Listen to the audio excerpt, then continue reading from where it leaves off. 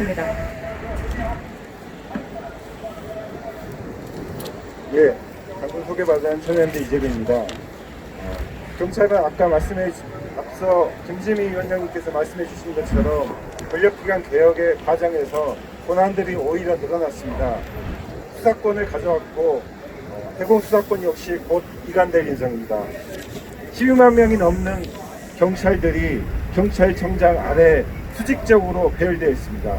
모든 권한이 경찰청장에 집중되어 있고, 이 집중된 권한을 그나마 견제할 수 있는 게 국가경찰위원회입니다. 하지만 이 국가경찰위원회 현재 의상은 아무것도 없습니다. 심지어는 이런 일도 있었습니다. 경찰청장을 임명하기 위해서는 국가경찰위원회에 추천이 필요합니다. 하지만 이 위원회가 있는지 없는지 착각을 해서 아예 이 추천 과정을 뛰어넘고 추천했다가 다시 추천하는 그런 일도 있었습니다. 지금의 경찰위원회로는 경찰청장을 전혀 견제하는 역할을 할 수 없습니다. 그런데 김영배 의원안은 이 경찰위원회, 국가경찰위원회에 대해서 어떠한 것도 건드리지 않는 안을 내놨습니다. 국회에서 추천하는 방안 혹은 시민사회에서 추천하는 방안, 이런 거 하나도 받아들이지 않았습니다. 오직 대통령이 9명 모두를 추천해서 이 경찰위원회를 구성하게 하고 있고, 이 경찰위원회는 심의 의결 권한이 거의 없습니다. 사실상 경찰청장의 들러리일 뿐입니다. 제대로 민주적 통제를 위해서는 이 경찰위원회를 실질화시켜야 합니다.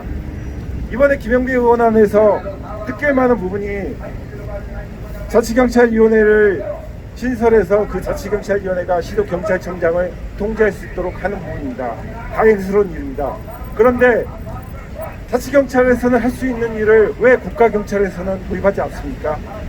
이것은 경찰청장에게 집중된 권한, 그리고 청와대가 통제할 수 있는 권한을 놓지 않겠다라는 그런 발상입니다.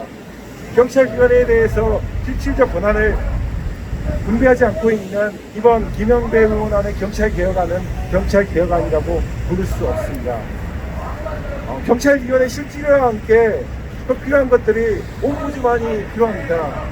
경찰은 공권력을 행사하고 그 과정에서 필수적으로 국민의 기본권을 침해할 수 있습니다. 이 경찰 공권력 행사를 내부에서 심의하고 심사할 수 있고 감독할 수 있는 기관들이 필요합니다.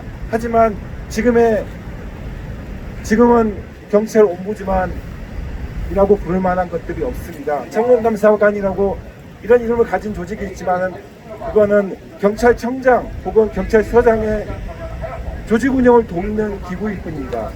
실질적으로 경찰의 인권 침해를 견제할 수 있는 옴부즈만이 필요합니다. 또 감사관 역시 독립적으로 설치해서 이 감사관이 경찰의 부패행위나 인권 침해 행위를 감시할 수 있도록 만들어야 할 것입니다. 민주적 통제 강화 없이 경찰이 조직적으로 확대되는 것은 경찰 개혁이 아니라 경찰 권한의 확대로 이어질 것입니다. 이상입니다.